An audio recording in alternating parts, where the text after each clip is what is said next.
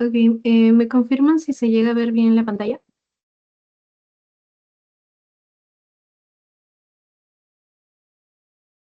¿Sí se ve? Ok, genial. Ya, entonces, como les estaba comentando, el día de hoy es la semana 9 y ya hemos tocado gametogénesis, segunda y tercera semana. Entonces, para completar todo lo que estamos hablando de la parte de circulación entre la madre, entre el embrión, esta semana tenemos que ver lo que es placenta, ¿ok? O sea, prácticamente la formación de la placenta. La placenta es crucial en la vida embrionaria y también durante el periodo fetal porque es el órgano que prácticamente comunica a la madre y al feto, ¿ok? Es como ese nexo, ese punto en el que la madre puede otorgar diferentes nutrientes, además también otorgar el oxígeno para que haya un adecuado desarrollo fetal. Es por eso que es tan importante cómo se llega a formar la placenta y por qué se forma.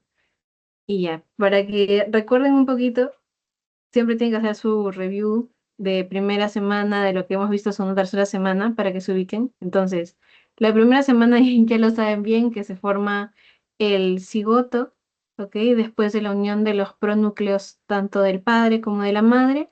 Y es así que vamos a empezar a tener mucha mitosis, ¿no? Hasta que alcanzamos al blastocisto, que ya son más o menos cuando hay más de 100 celulitas. Voy al revés. Cuando hay más de 100 celulitas. ¿Ok? Este blastocisto se va movilizando, porque tiene que implantarse en el endometrio, específicamente en la capa funcional del endometrio. Y ya, lo que tenían que correrse el blastocisto era de las dos masitas que lo acompañan, la interna, que es el embrioblasto, y la que está por fuerita, que es el trofoblasto. Eh, Todas las demás semanas vamos a hablar muchísimo del embrioblasto, pero esta semana, que es placenta, hablaremos del trofoblasto, porque es el trofoblasto quien va a conformar más adelante la placenta. Y bueno, esto ya saben, la fecundación se da en la ampolla tubárica. Justo aquí se unen ambos y el cigoto empieza a movilizarse mientras sufre de mitosis. Y acá ya pueden ver que tiene, bueno, que está el blastocisto. ¿Cómo se dan cuenta que es el blastocisto? Por esta cavidad que tiene acá. Aquí también se ve esta cavidad enorme, que la conocen como blastocele o cavidad del blastocisto, ¿ok? La primera cavidad que se llega a formar. Y bueno, lo importante de casi el final de la primera semana es este proceso que es la anidación, que en la anidación es como si el blastocisto fuera acercándose poco a poco hasta el lugar donde se va a implantar a nivel endometrial, ¿no? Primero, la posición es cuando toma cercanía con el lugar, se direcciona, y la adhesión es cuando entra en el primer contacto.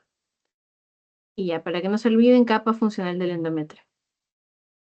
Ahora, parte de lo que tocamos respecto a la segunda semana es que de las dos masitas que teníamos, del embrioblasto y del trofoblasto, se van a diferenciar, ¿no? En dos capitas.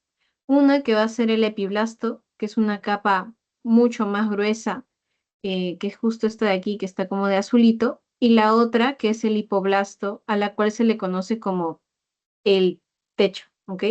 El hipoblasto son capitas de células mucho más pequeñas que las del epiblasto, son más achatadas, casi cúbicas. Bueno, algunos dicen que son cúbicas, otros dicen que son planitas, pero son de mucho menor tamaño que del epiblasto. Y ya, y esas son las que van a estar acá coloreadas como de amarillo, ¿ok? Ahora, lo que nos importa esta clase es el sincitotrofoblasto y el citotrofoblasto. Teníamos nuestro trofoblasto acá, ¿no? O sea, nuestro blastocele con su capita externa y su capita interna. Este de acá es el trofoblasto. Acá se va a diferenciar en sincito trofoblasto, que es el que invade, el que coloniza, y en citotrofoblasto, que es una capita que recubre. Y eso es lo que ocurre, bueno, aprox inicio de la segunda semana.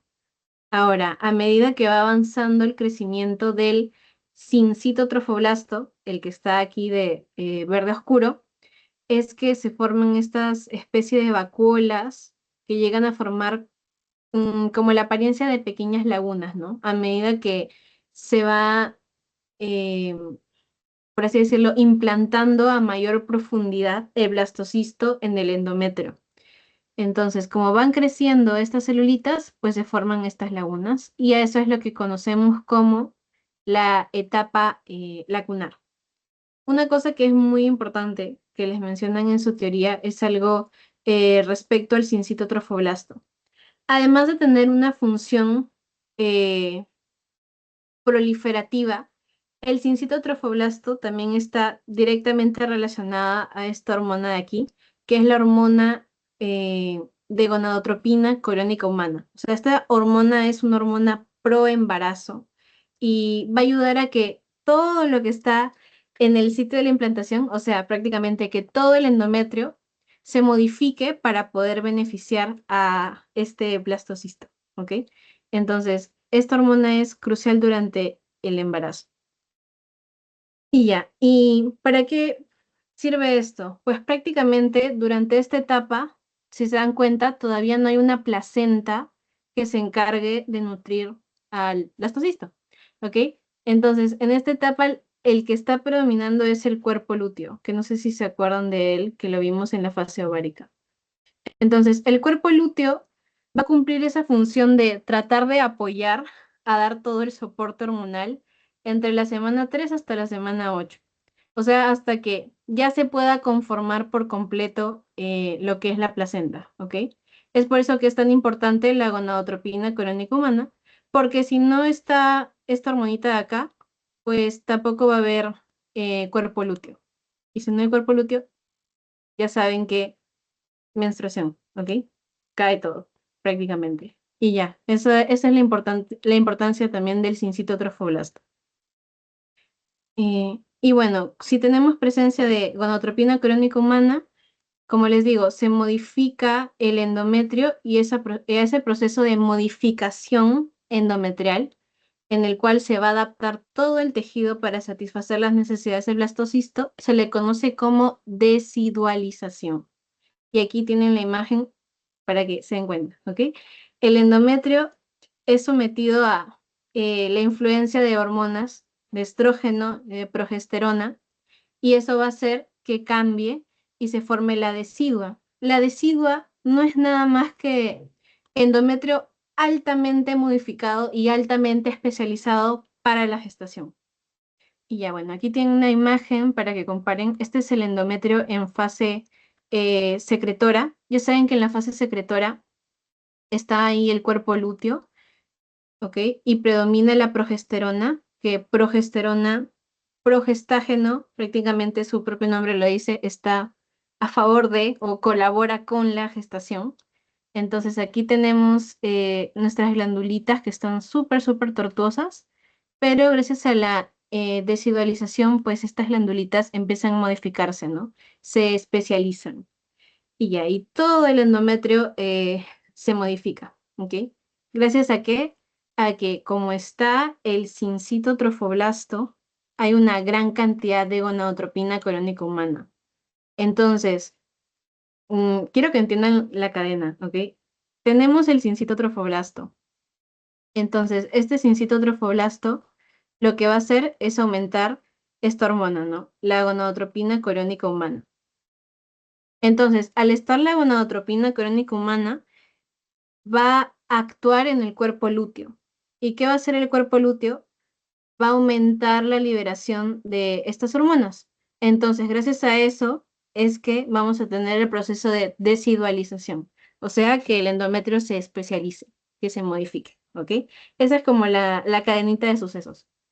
Y ya, si no hay gonadotropina coriónica humana, obviamente el cuerpo lúteo se atrofia y termina volviéndose, ustedes ya saben, cuerpo albicans y luego queda como una cicatriz, ¿no? Y ahí deberíamos pasar a lo que es la menstruación. Pero en este caso, si hubo fecundación, es por eso que pasamos a formación de decidua.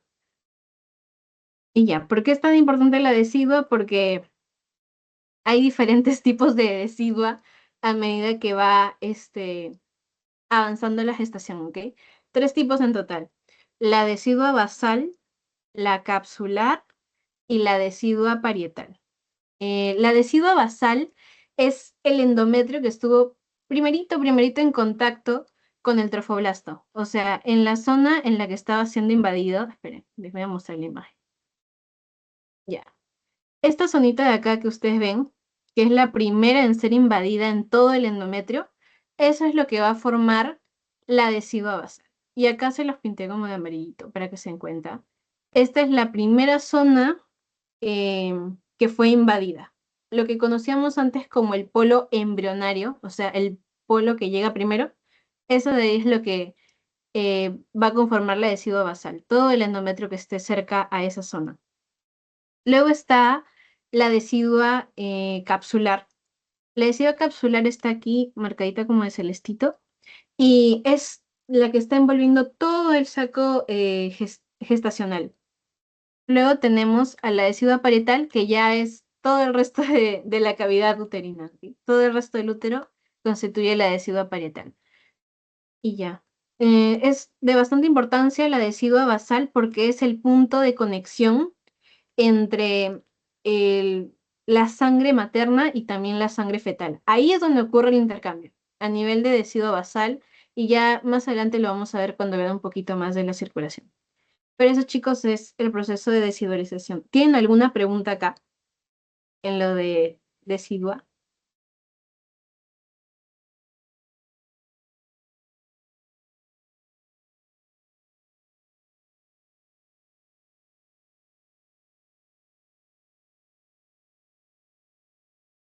¿No? Entonces, a ver, vamos a continuar. Cualquier cosa, chicos, me interrumpen nomás, prenden su micro si quieren o me avisan si tienen alguna duda.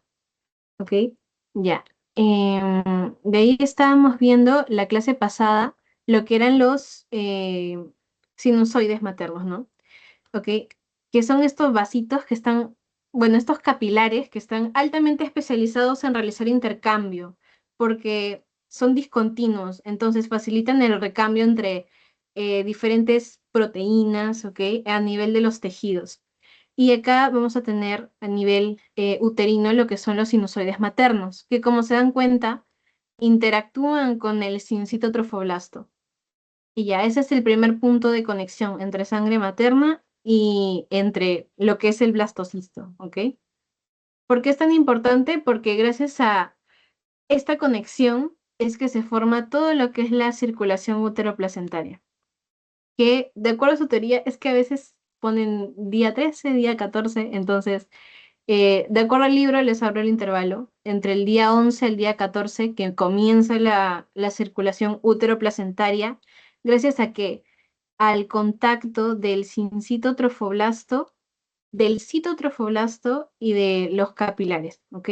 Y bueno, aquí está parte de lo que les estaba explicando hace un ratito, eh, que prácticamente lo que es la gonadotropina corónica humana va a fomentar la actividad del cuerpo lúteo y eso va a hacer que aumente la progesterona.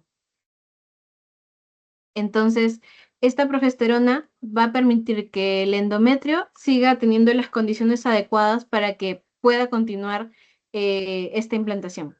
¿Ok? Y ya eso sería, pues, lo más importante, el cuerpo lúteo, principalmente en el primer trimestre del embarazo, porque ya casi prácticamente para el tercer mes del embarazo, la placenta es la que se encarga de producir las hormonas que necesita. O sea, ya no es necesario que haya un apoyo del cuerpo lúteo.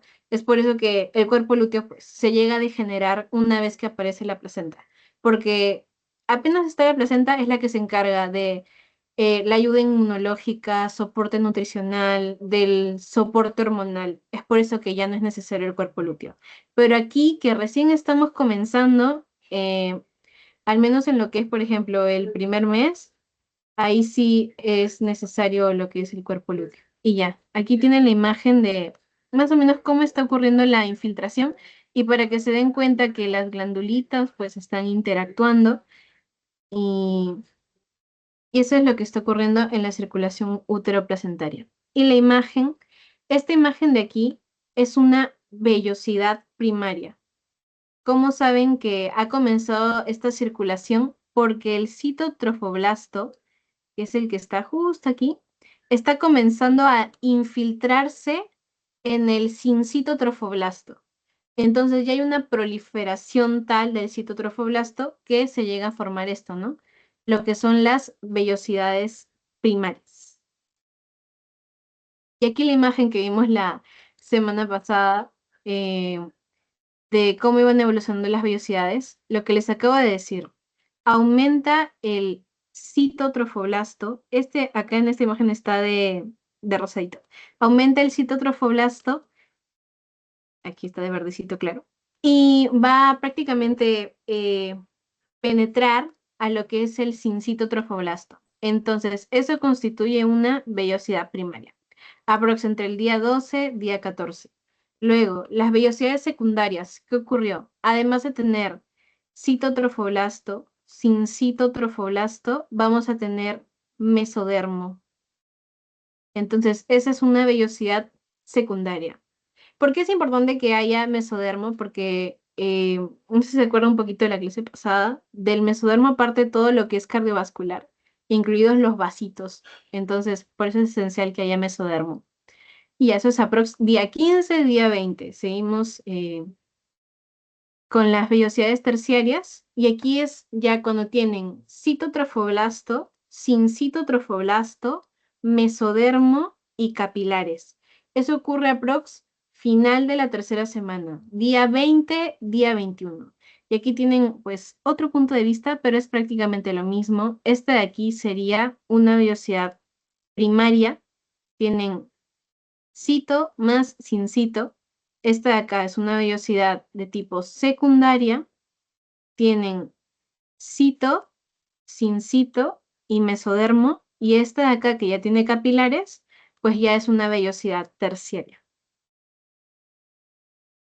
Otra imagen para que vean a la tercera semana qué tan, bueno, es como una vista panorámica de la implantación, qué tanto ha avanzado el blastocisto para poder ingresar en el endometrio, ¿ok? Entonces, esto es aprox más o menos en el día 15. Si se dan cuenta, acá está el coágulo de fibrina, que es el que cierra la entrada, que lo habíamos visto hace varias diapos. Espérense, voy a mostrar para que se acuerden. Aquí está. Ya, el coágulo de fibrina, ¿ok? Miren, desde acá se va formando, aquí abajito, que es el que tiene que cerrar la entrada que ha tenido el blastocisto. Y acá todavía está el coágulo de fibrina. Entonces, aquí tenemos la cavidad endometrial. Esto de aquí es la capa funcional del endometrio y es a este nivel que tiene que ocurrir la implantación. No tiene que avanzar hasta la otra capita de acá abajo, que es la basal, porque ya sería algo patológico. ¿Ok? Con la primera capa que se va a chocar es con la capita compacta y luego está esta de acá que es la capa esponjosa. Lo que están viendo aquí son arterias, vasitos, eh, que son las arterias espiraladas y lo demás son glándulas, glándulas secretoras. Y bueno, aquí tienen otra imagen. Este es el endometrio prácticamente. Lo que continúa es el miometrio. Ahí no debe llegar el blastocito, solamente a nivel de la capa funcional. Y bueno, ahí pueden observar lo que son los vasitos. Estos vasitos que se van a encargar de nutrir al producto durante toda la etapa de la gestación. Luego, aquí tiene una imagen aprox de la cuarta semana para tocar lo que es decidua. Es como una imagen también un poquito más panorámica, no es un corte.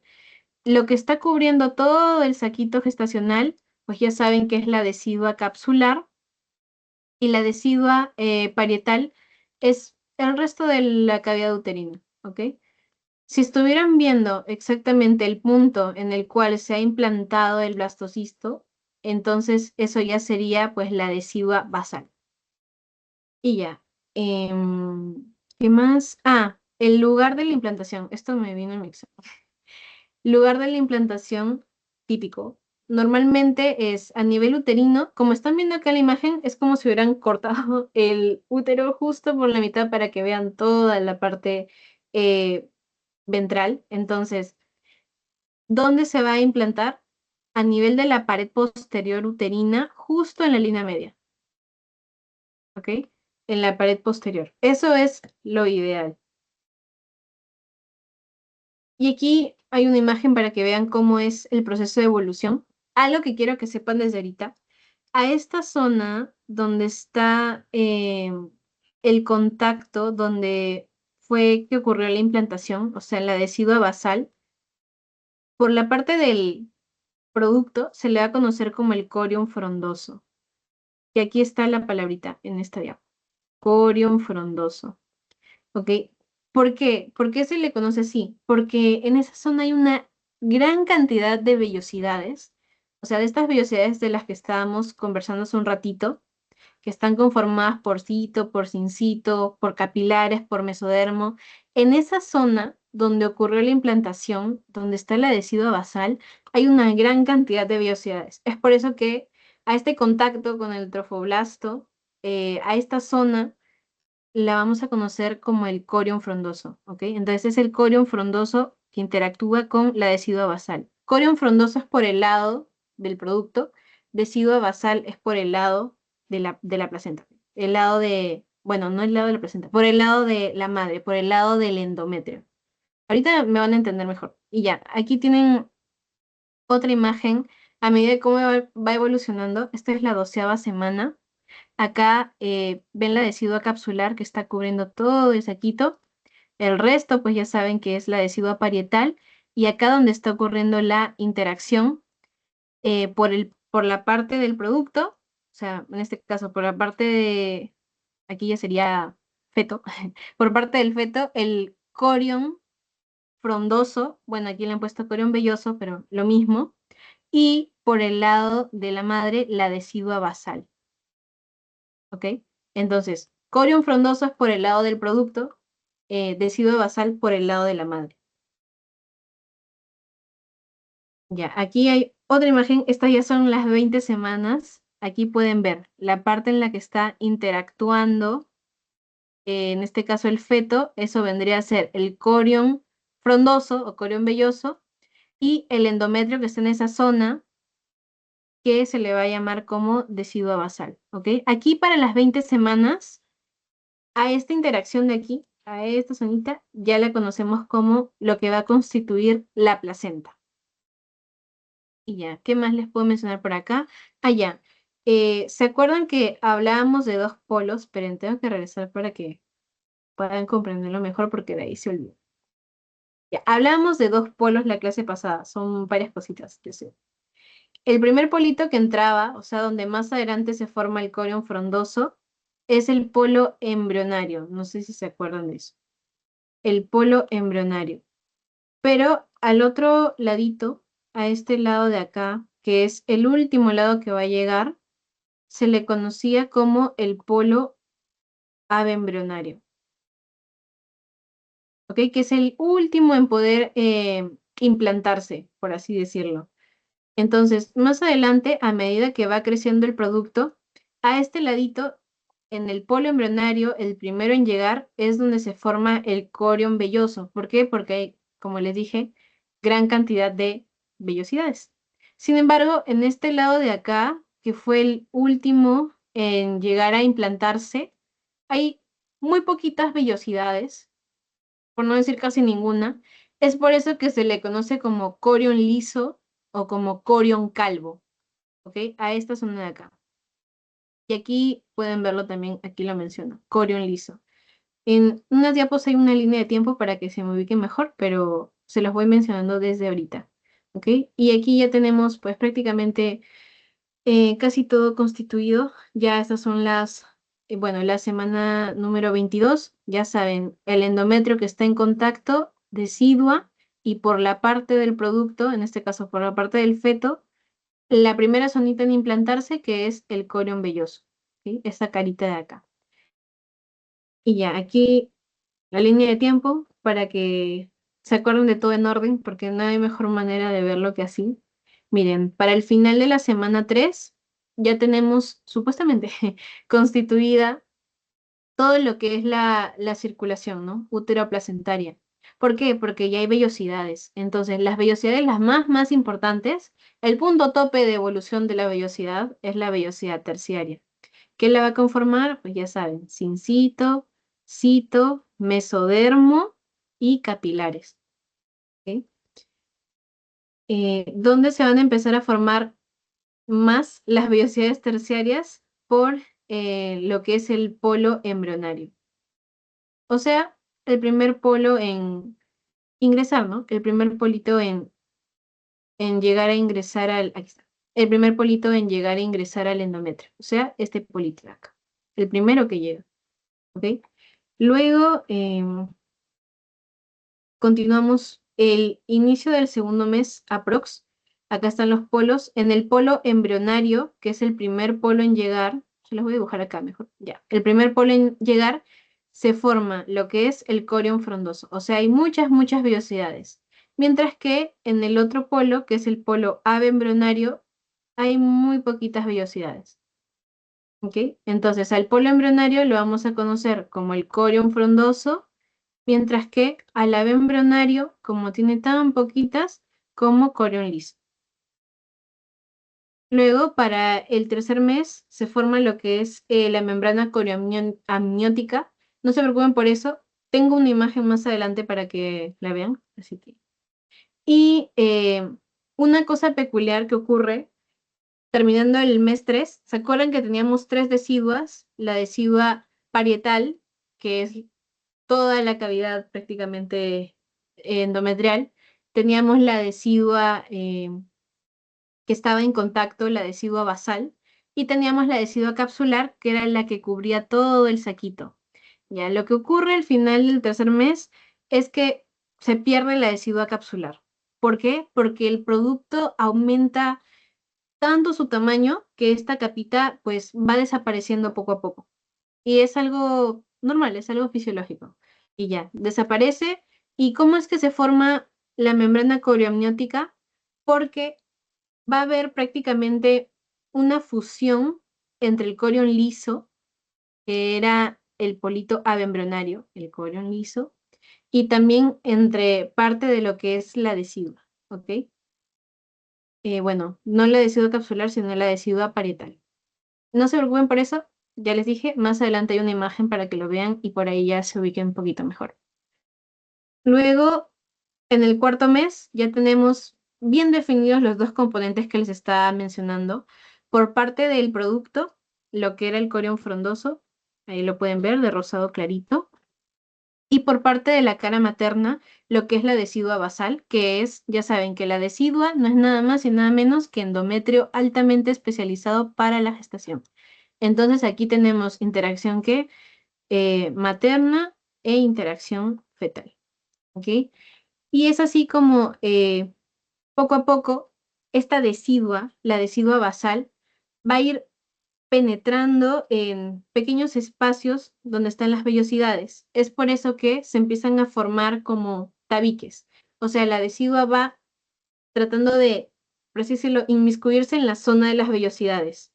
Entonces eso va a generar tabiques y a la vez septos, como si fueran, no sé si decir pequeños edificios, bueno, va formando estas especies de septos. ¿Por qué? Porque en estas zonas es como si se estuviera metiendo por dentro la parte de la decidua basal. Entonces, cuando vean a su placenta, tiene dos caras, ¿no? La cara materna, bueno, aquí está, la cara materna y la cara fetal. En la cara materna, ¿qué están observando? Pues prácticamente lo que es la decidua, que tiene estos septitos porque está penetrando el espacio intervelloso, penetrando el punto de comunicación con el feto, ¿ok?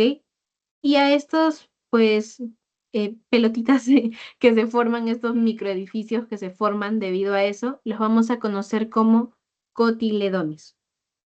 Luego tenemos lo que es la cara fetal. En el caso de la cara fetal, pues vamos a tener lo que es el cordón umbilical y luce totalmente diferente, es un poquito más brillosa. De ahí les voy a explicar el por qué, pero para que vayan reconociendo las caritas desde acá. Y ya, chicos, ¿hasta acá tienen alguna pregunta?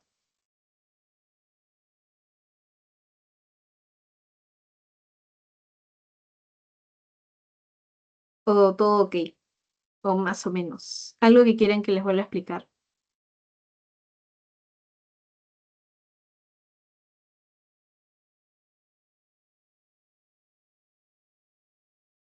No, sí, no. Ya, cualquier cosa me avisan, chicos, por favor. A ver, entonces, ya que tienen esta primera parte, la línea de tiempo, ahora sí podemos hablar de lo que es placenta madura, porque para este punto, cuando ya pueden diferenciar bien las ambas caritas, los dos componentes, o sea, la parte del corión frondoso y la de cido basal, pues ya podemos hablar de placenta madura. ¿Qué es esta de aquí? Ahí tiene la imagen de la placenta, que no estoy segura si ya vieron esa práctica o todavía, pero es una práctica bastante interesante. Entonces, placenta. ¿Qué significa placenta? eh, Significa torta. Por eso a la placenta también le dicen torta placentaria. Es un órgano, sí, pero es un órgano transicional porque apenas termina el periodo de gestación, en el alumbramiento se pierde la placenta, ¿ok? Y actúa como una unidad funcional porque es el punto de comunicación entre la madre y el feto, ¿no? Y ya, ahí tienen la imagen de lo que es la placenta y ahí como pueden observar está el cordón umbilical. En esta zona de aquí que es el saquito, ahí debería estar, bueno, ahí estaba el producto. Entonces, funciones de la placenta, que son muchas, y más adelante hay una diapo para explicarles, pero resumidas, en resumidas cuentas. Tiene una función hemodinámica porque hay circulación tanto materna como fetal, como si fuera un intercambio entre ambos. También función de membrana porque va a permitir el ingreso de lo que son gases, de diferentes nutrientes, y a su vez la salida de lo que son los desechos, ¿no? Luego, función endocrina, que es lo que les mencioné, puede liberar hormonas. Es por eso que cuando está la placenta ya no nos importa el cuerpo lúteo. Apenas está la placenta nos olvidamos del cuerpo lúteo. Y por último, lo que es una función inmunológica. Luego, las características, que siempre viene una pregunta de características, les ponen varias y ya te ponen marca la correcta o marca la falsa. Entonces, primero tiene forma oval, mide aprox entre 15 hasta 25 centímetros y tiene un espesor de 1 hasta 3 centímetros, ¿ok? El peso habitual es de medio kilo, pero les ponen el intervalo entre 400 hasta 600 gramos. Y cuenta con dos caras, que ya se las presenté hace un ratito, una cara materna y otra cara que es la cara fetal. Entonces vamos a ver características uno por uno. Primero, la cara fetal. Lo importante es que aquí está la implantación del cordón umbilical. Em, Tiene un tono, es como algo brillante, de color un poquito azulado. No se aprecia tanto en la imagen, pero cuando lo ven en persona, sí se van a dar cuenta que se ve como un poquito más azulado. Y hay muchos vasos y estos vasos tienen pues cierto relieve, ¿no? Luego, ¿qué es lo que hace que luzca brillante? Es porque está tapizado por lo que es el amnios. El amnios lo está cubriendo por completo. Y el amnios también recubre hasta la parte de lo que es el cordón umbilical. Ahora, una cosa que les mencionan en su teoría es la teselación, que ocurre aproximadamente entre la semana 35 y 37. Este es un proceso en el que los vasos sanguíneos se entrecruzan entre sí, como si estuvieran formando especie de patrones, como les coloqué acá en la imagen. Entonces es como si se superpusieran y formaran como caminos entre ellos. Esto es una señal de que la placenta ha madurado, ¿ok? Que hay una gran irrigación en la zona. Y por último, lo que es bueno, por penúltimo, lo que es el anillo fibroso, que se forma en algunas placentas, es tejido de tipo fibrótico que se forma alrededor de la placenta, de la cara fetal. No suele ser patológico, pero cuando es de gran tamaño, este anillo fibroso, ya van a ver que pues representa un tipo de patología placentaria. Y por último, lo que es la fibrosis. En algunos casos, no en todas las placentas se pueden encontrar como pequeñas, o sea, como acumulaciones, placas blanquecinas, que son restos fibróticos, ¿ok? Que se forman en la cara fetal. Luego tenemos la cara materna, totalmente diferente, así que no creo que se confundan cuando las vean. Esta cara de aquí es la que va a estar insertada en la pared uterina. O sea, directamente agarrada del útero. Es de rojo vinoso porque está llena de hemoglobina fetal. Entonces, la hemoglobina fetal no es igual a la hemoglobina que tenemos nosotros comúnmente, que es la hemoglobina de tipo A. La hemoglobina fetal está adaptada para tener bajos niveles o menores niveles de oxígeno, ¿ok? Entonces, es por eso que tiene, toma este color rojo vinoso.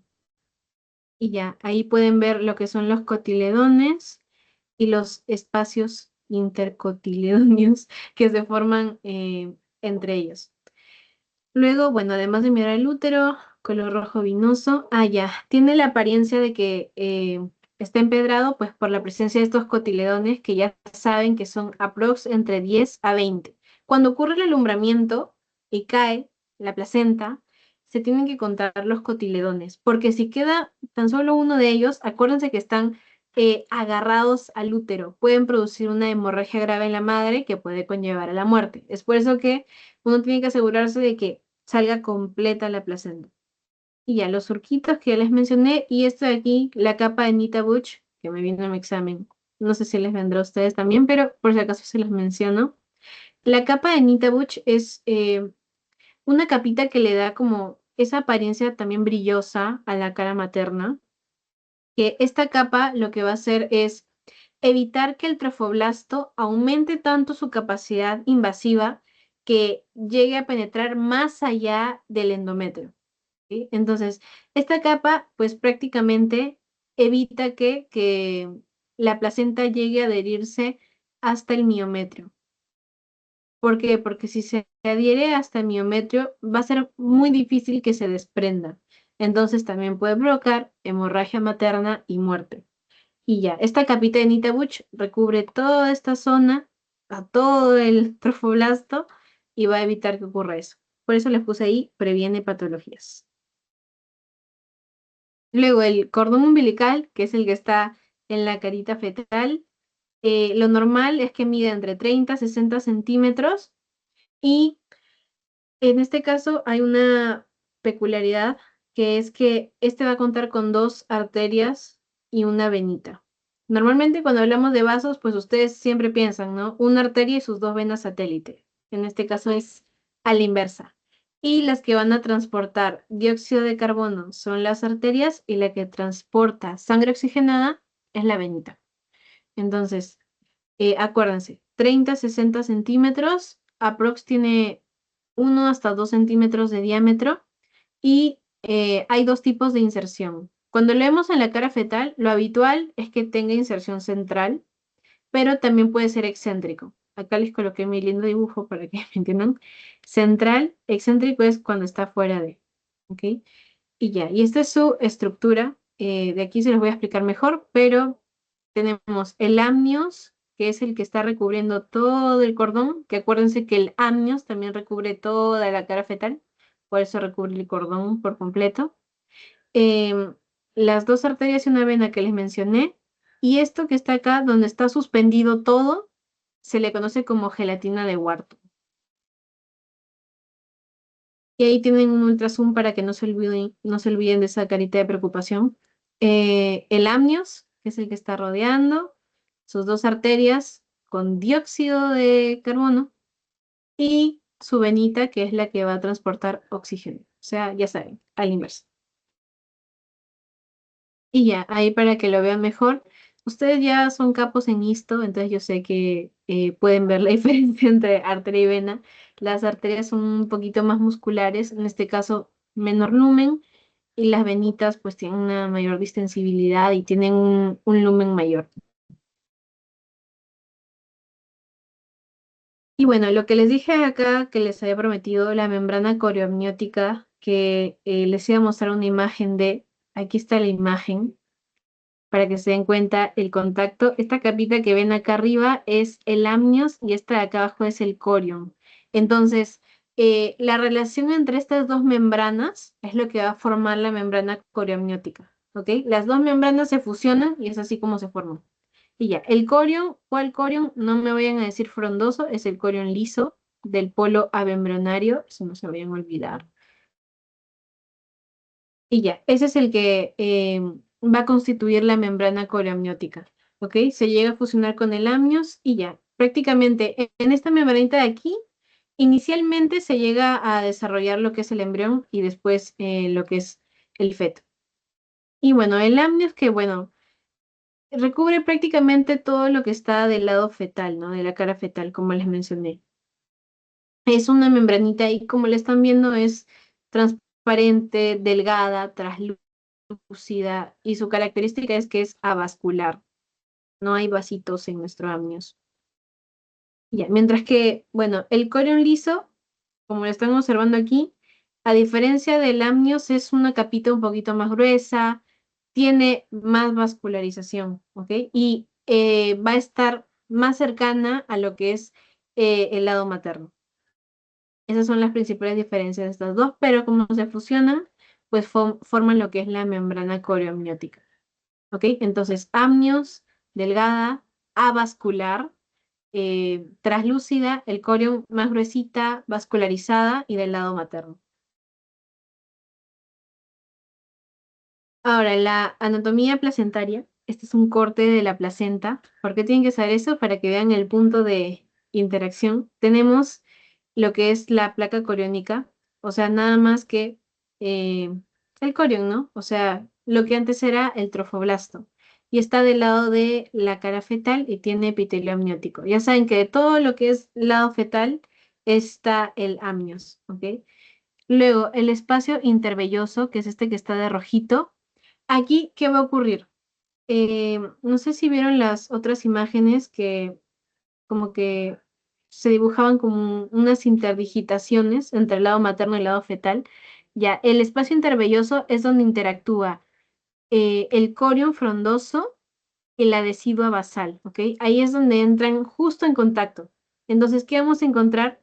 Vellosidades coriales, vellosidades, y también espacios intervellosos. Y luego tenemos lo que es, ya, antes de que me olvide, en las vellosidades coriales vamos a encontrar sangre fetal, porque ya saben que el corium es del producto, y en los espacios intervellosos, estos vienen de la decidua, ¿ok? Son prolongaciones de la decidua. Entonces vamos a encontrar sangre materna. Y es así como va a ocurrir el intercambio entre la sangre materna y la sangre fetal, justo en este punto donde interactúan ambos.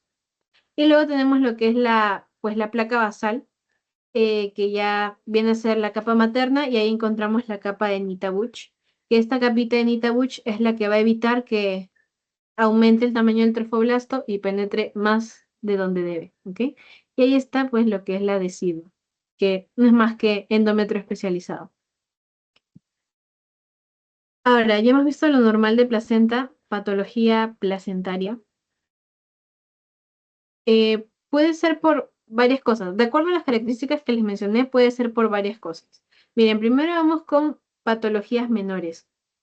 Respecto a la forma, ¿se acuerdan que era oval, 15 a 20 cotiledones y ya, hasta ahí todo chévere? La primera cosa que puede pasar, que sea bipartita. ¿Qué ocurre? Que los cotiledones, en lugar de estar en un solo grupo, están separados. Si son 20, 10, 10. Una cosa así. Como si fuera mitad, mitad por un lado. Y eso los va a unir solamente una membranita. Como están viendo por acá. Dos grupos grandes de cotiledones unidos por una membrana. Eso es una placenta bipartita, doble, bilobulada, como prefieran decirlo.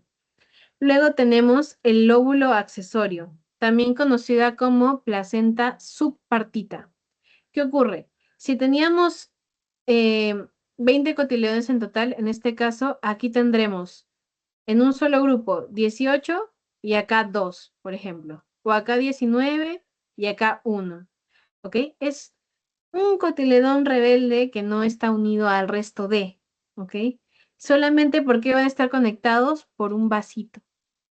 Un vaso es el que los va a unir. A diferencia de acá que es una membrana, acá es por un vasito.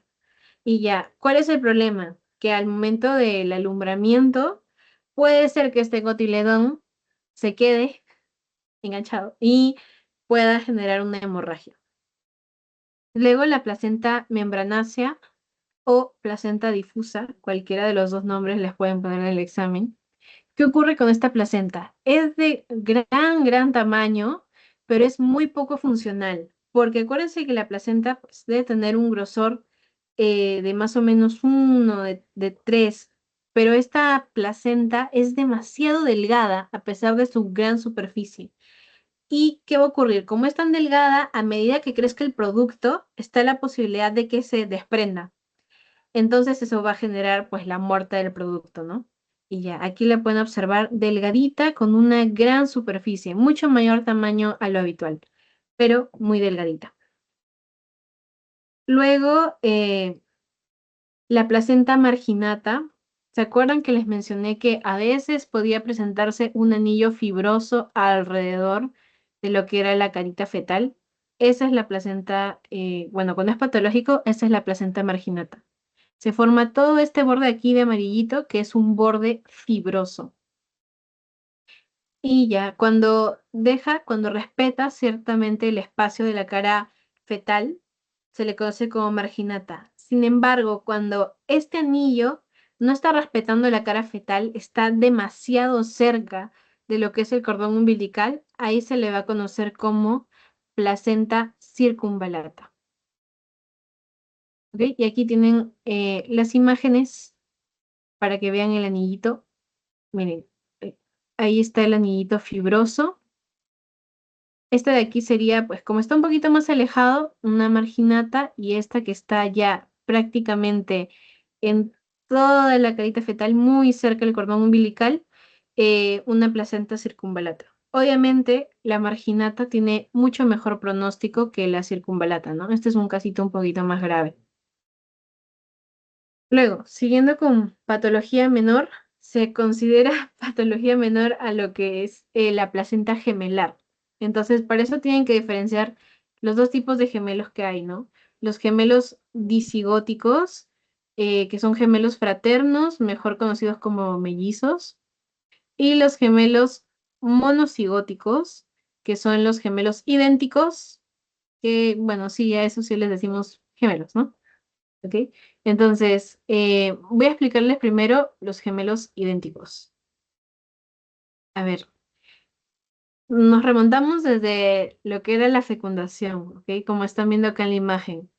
El espermatozoide penetra a lo que es el óvulo, entonces inician las primeras fases de mitosis de este cigoto que se ha formado. ¿Qué va a ocurrir? Mientras está sucediendo esta mitosis, está la posibilidad de que las celulitas que están en una sola masa se separen y formen dos masas, ¿ok? Si esto ocurre antes de los 3 días, tenemos, eh, miren acá, dos blastocistos, ¿no? Entonces, cada uno se implanta donde quiere, todo chévere, cada uno forma su propio corion, cada uno tiene su amnios, miren, cada uno tiene su corion, ¿ok?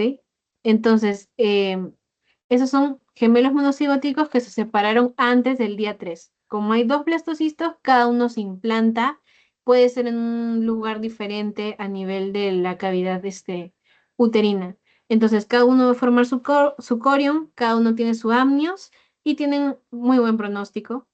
Luego están lo que son los gemelos que se separan en el día 3, aprox en el día 8. Si se dan cuenta, acá está formado lo que es el blastocisto. Entonces, se separan a este día, pero solamente hay un sitio de implantación, o sea, comparten lo que es el corion frondoso. Ambos van a recibir los nutrientes desde el corion. Lo que tienen cada uno es amnios por separado. Y luego están los gemelos que se separan entre el día 8 hasta el día 13. Ahí ven un solo blastocisto. Acá también una zona sola de implantación. Y estos gemelos van a compartir tanto corion como amnios. Por eso son monocoriónicos, monoamnióticos. ¿Ok? Mientras más tardío sea el proceso en el que se separen las masas, pues es, o sea, un poquito más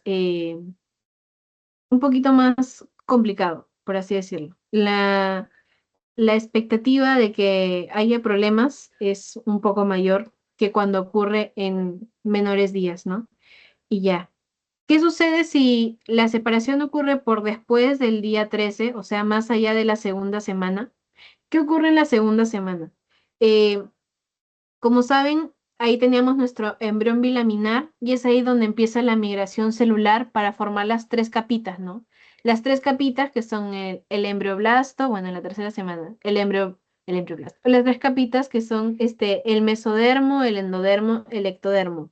Entonces aquí ya está iniciando todo ese proceso, nos estamos preparando para ese proceso.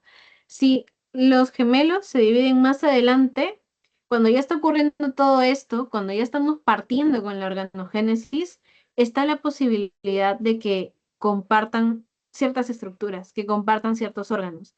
Entonces, es así que ocurre el caso de lo que son los siameses. Es por una separación muy tardía en gemelos monocigóticos, o sea, en gemelos idénticos. ¿Qué más puede ocurrir? Em, Algunos problemitas que pueden ocurrir independientemente de lo que es el tiempo de división es que este tipo de embarazos tienen mayor riesgo de parto pretérmino porque hay un menor espacio para que puedan crecer el producto, ¿no? Porque hay dos productos, entonces es más complicado. Luego, lo que es el gemelo evanescente, que esto ocurre sobre todo en el primer trimestre del desarrollo, que quiere decir que uno de los productos se va a disolver, va a desaparecer, gemelo evanescente. Luego está lo que es el feto papiráceo, eso es a partir del segundo trimestre. Va a ser la muerte de uno de los productos, pero va a ser una muerte más tardía. Luego otro casito que es más raro, el caso del síndrome de transfusión gemelo-gemelo, que quiere decir en este caso que, ¿cómo se los puedo explicar? O sea, no se produce la muerte de uno de los fetos, pero lo que va a ocurrir es que uno de ellos le va a quitar más sangre al otro. O sea, de los nutrientes que está llegando, uno se va a llevar una mayor cantidad de sangre y va a tener un crecimiento más rápido, más acelerado que el otro. Puede provocar la muerte, sí, pero no es directamente que que vaya sí o sí a provocar la muerte. Generalmente es por eso que cuando nacen ambos gemelos uno tiene, pues, por ejemplo, un mayor peso que el otro, ¿no? Y ya, eso sería lo que puede ocurrir en el caso de los gemelos monocigóticos. Luego, lo que son los gemelos disigóticos, aquí es mucho más tranquila la cosa. Lo que ocurre es que, a diferencia del anterior que estábamos hablando de una sola fecundación, aquí fueron dos óvulos los que se fertilizaron, los que se fecundaron. Entonces, es así que se van a formar dos productos que no tienen igual contenido a nivel genético, porque acá miren, son gemelos idénticos porque están literalmente compartiendo el mismo material genético, pero acá eh, es un espermatozoide fecundando un óvulo y es otro espermatozoide fecundando un óvulo. Es por eso que pueden ser varón, mujer, dos varones o dos mujeres en este caso.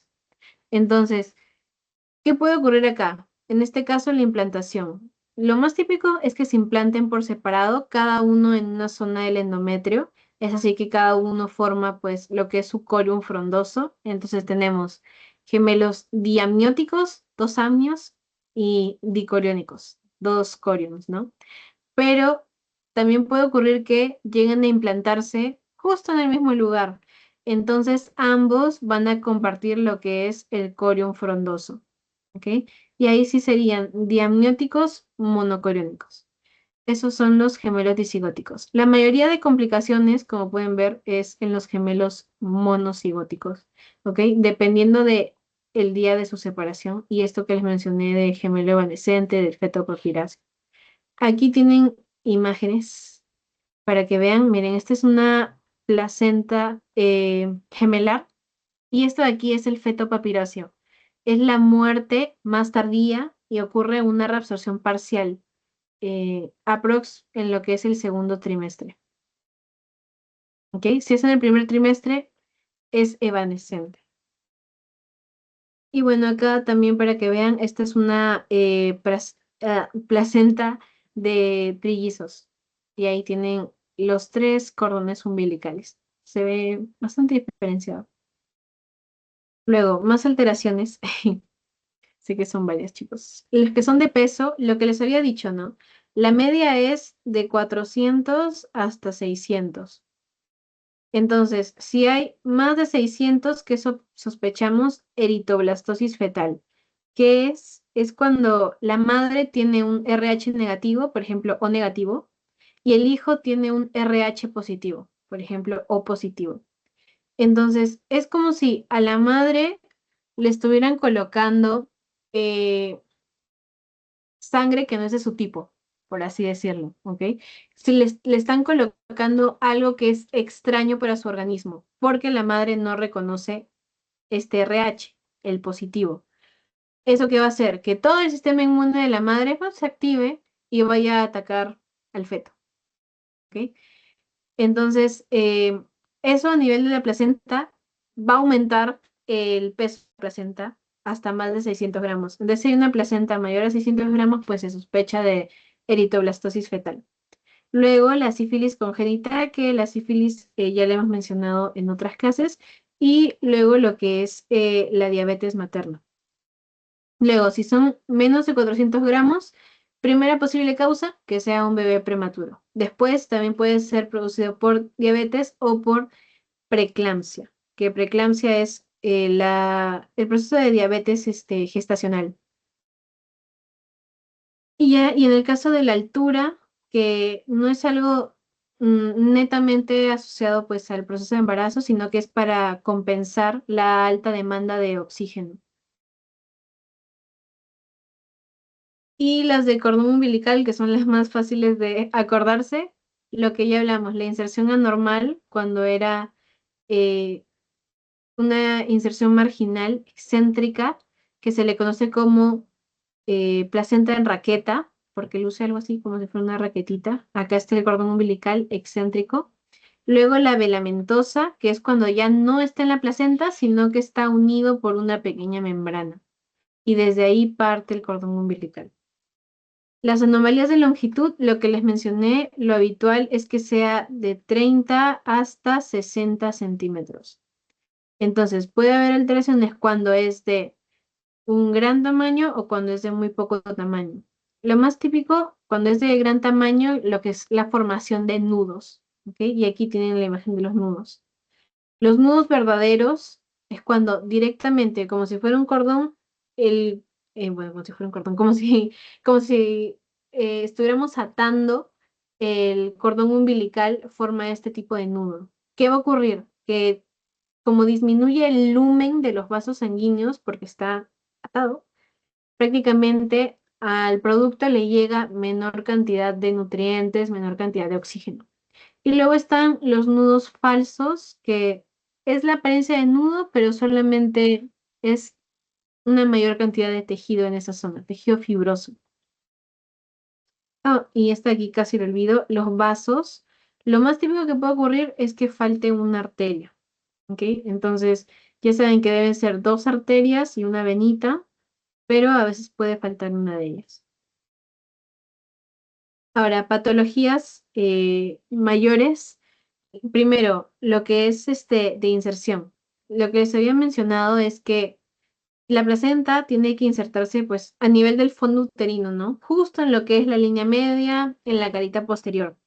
¿Qué sucede? Que a veces no, la implantación no ocurre ahí precisamente, sino que ocurre muy cerca a lo que es pero lo voy a dibujar para que se acuerden. Ya, normalmente la implantación es aquí, ¿no? ¿Ok? En la cara media, pared posterior. Bueno, línea media, cara posterior. Pero en algunos casos puede ocurrir muy cerca al cuello uterino. Entonces, eso genera el riesgo de que haya una hemorragia, o sea, de que la placenta se desprenda y que ocurra una hemorragia que pueda generar la muerte materna. Y ya. Luego, los que son desprendimientos por defecto y por exceso. En el caso de defecto es porque no hubo una adecuada inserción de la placenta, entonces antes de que haya labor de parto o antes de que salga el bebé, acuérdense que primero debe salir el producto, primero es la labor de parto y segundo es el alumbramiento. Después de que sale el, el bebé es que recién puede salir lo que es la placenta. Cuando hay una inserción anormal, antes de que salga el bebé, la placenta ya se está desprendiendo, lo cual puede generar una hemorragia, ¿ok? Esto puede ocurrir inclusive antes de que esté en la labor de parto o mientras está el bebé saliendo, se desprende la placenta. Y luego lo que es por exceso, que en este caso estamos hablando como si hubiera un exceso de placenta, por así decirlo. ¿Qué ocurre acá? Que la invasión es demasiada. El trofoblasto fue más allá de donde debería.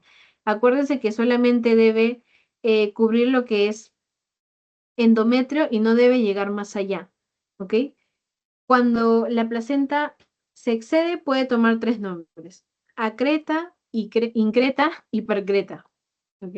En este caso, cuando la invasión es de grado mínimo, o sea, llega muy poco a lo que es miometrio, ya, ahí se va a llamar placenta acreta. Cuando cubre prácticamente todo el miometrio, se va a llamar increta. Y cuando atraviesa el miometrio y llega todavía más allá del miometrio, es que se llama percreta. Obviamente la percreta es la más grave. Y lo más típico que se suele hacer en estos casos es una histerectomía, porque hay mucho riesgo para la madre, entonces solamente se opta por eso.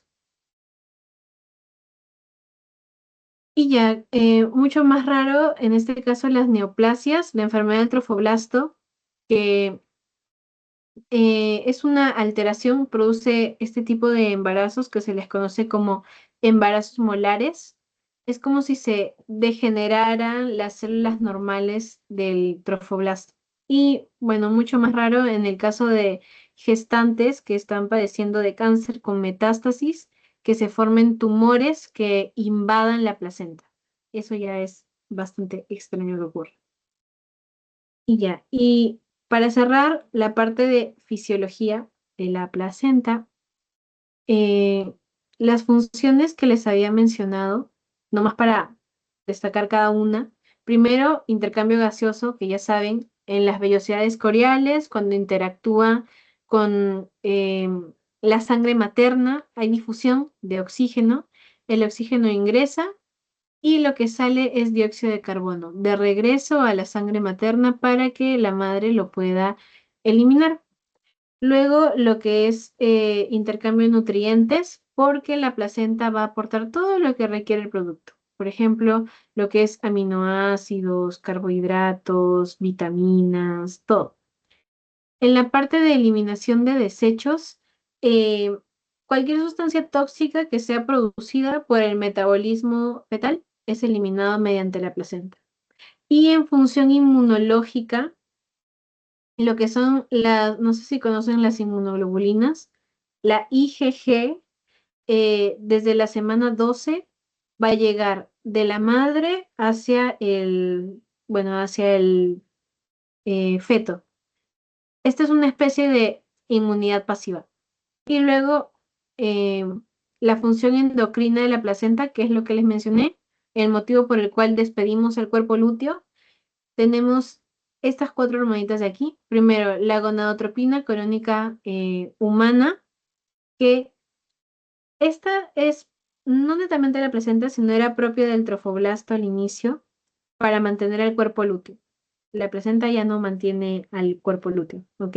Pero la gonadotropina crónica humana es bastante importante durante todo el embarazo porque ayuda a que se formen otro tipo de hormonas, ¿ok? En los primeros 3 meses, bueno, primeros 2 meses, ahí sí nos importa bastante lo que es el cuerpo lúteo. Después ya abandonamos y solamente predomina la placenta. Luego, lo que es la progesterona progestágeno ayuda a mantener el embarazo. Los estrógenos, que se encargan de lo que es crecimiento uterino y también para el desarrollo de las glándulas mamarias. Y por último, la somatomamotropina o también conocida como lactógeno placentario, que ayuda en el desarrollo de las mamas, pero también cumple diferentes funciones que no sé si hay otra diapositiva en la que se los explico. Tiene un efecto, eso se los mencionan en la teoría, tiene un efecto diabetógeno. ¿Qué quiere decir? Que es como si a la madre le provocara resistencia a la insulina. ¿Ok? Acuérdense que la insulina lo que hace es que tú tienes tu glucosa, viene la insulina y te dice, ah, mira, yo lo meto a tu celulita, no te preocupes. Entonces, celulita feliz porque tiene glucosa y puede chambear. Pero la somatomamotropina trabaja para el producto, no para la madre. Entonces, lo que va a hacer es que nuestros receptores de insulina, bueno, los receptores de insulina maternos, no capten tanto la insulina. Eso va a hacer que, como no se está captando la insulina, no entre la glucosa. Entonces, en sangre va a haber una mayor cantidad de glucosa. ¿Y a quién le conviene eso? Al que también se está robando la sangre, pues al producto. Entonces, la sangre que va a llegar para el producto va a tener una gran cantidad de glucosa para satisfacer todas sus necesidades. Eso es lo que va a inducir la somatomamotropina, ¿ok? Ese es su efecto diabetógeno, como inducir una pequeña resistencia a la insulina. Es por eso que algunas mujeres desarrollan pues, diabetes gestacional. Es por este cambio, por culpa de la placenta. Y aparte de la circulación placentaria, características, esto viene, siempre les preguntan esto. Primero, el tipo. Se dice que es de tipo hemocorial porque no es que la sangre se comunique directamente, que estén combinadas sangre materna con sangre fetal, sino que hay una vellosidad corial que es la que va a separarlas, que es la que va a mediar el intercambio. Esta imagen de aquí, que no sé si ya han llevado su práctica de embrio de placenta, pero seguro las van a hacer ver en microscopio. Esto de aquí es la parte de comunicación entre la vellosidad y entre el espacio intervelloso. Entonces, estos que parecen tronquitos enormes de acá son las vellosidades coriales de primer orden. No me vayan a decir vellosidad primaria, eso es otra cosa. Primer orden. Luego, las ramitas que salen de ahí, que parecen deditos, esas son las de segundo orden. Y las que están flotando son las vellosidades de tercer orden. ¿Dónde está ocurriendo el intercambio? En estas de aquí que están flotando, en las vellosidades de tercer orden. Son las principales mediadoras del intercambio. ¿Ok? Entonces, en este espacio que están viendo acá, que está todo de blanquito, está circulando sangre materna. Y en estas vellosidades flotantes está la sangre fetal. Es ahí que ocurre el intercambio. Luego tenemos, acá hay una mejor imagen. Ya, es de aquí, es un ultrazoom en una velocidad terciaria. Lo que está de blanquito, como les digo, para que vean que no les miento, es la sangre materna. Miren, ahí pueden ver un eritrocito ahí. Y lo que está acá, en las velocidades, es la sangre fetal. Entonces, es así que va a ocurrir el intercambio entre el contenido de la sangre materna y el contenido de la sangre fetal. Luego tenemos los cotiledones. ¿Cómo llega la sangre? A través de las no sé acá en la imagen. Bueno, a través de las arterias espirales o espiraladas que están a nivel del endometrio. Y el espacio intervelloso, que es este todo blanquito que les estoy mencionando, que tiene la sangre materna. Ahora, pregunta de examen. En este espacio intervelloso normalmente hay 150 mililitros de sangre, ¿ok? Si tú le sacas una foto ahorita, tú ves y te dice 150 mililitros. Pero ¿qué sucede? Que a veces en el examen les preguntan cuánto es el volumen por minuto. ¿Qué quiere decir? Que en un minuto, aquí en el espacio intervelloso, va a haber un recambio de 3 a 4 veces. O sea, la sangre cambia entre 3 a 4 veces. Se va moviendo la sangre. Entonces, eso hace que si tú cambias 150 mililitros 3 a 4 veces, lo tienes que multiplicar nada más. 150 por lo que ocurre por un minuto. Entonces, en ese espacio hay aprox 450 mililitros hasta 600 mililitros de sangre en un minuto. Si tú aquí le sacas una fotito a tu espacio, está albergando 150 mililitros. Pero si te preguntan por minuto, entre 450 hasta 600 mililitros aproximadamente. Y ya, y ahí tiene la imagen de la circulación. Este de aquí es su espacio intervelloso y esto de aquí son las vellosidades terciarias. Aquí, perdón, bueno, sí, vellosidades de tercer orden. Aquí pueden ver las celulitas sanguíneas fetales y estas son las maternas. Y es en este punto que va a ocurrir el intercambio. Y ya. ¿Tienen alguna pregunta, chicos, en esto de aquí de la circulación? Las características de la placenta, cara fetal, la cara materna y la parte de la circulación y funciones de la placenta es lo más importante de la clase, lo que usualmente les preguntan. Entonces, ¿tienen alguna duda en esto?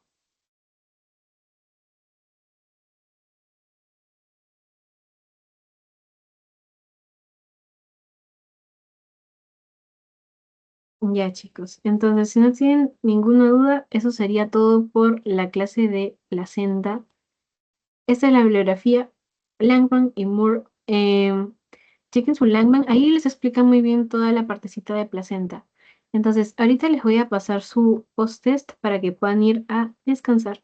Y ya, chicos, muchas gracias por venir. Disculpen más bien la hora. Eh, Voy a pasarles el link de la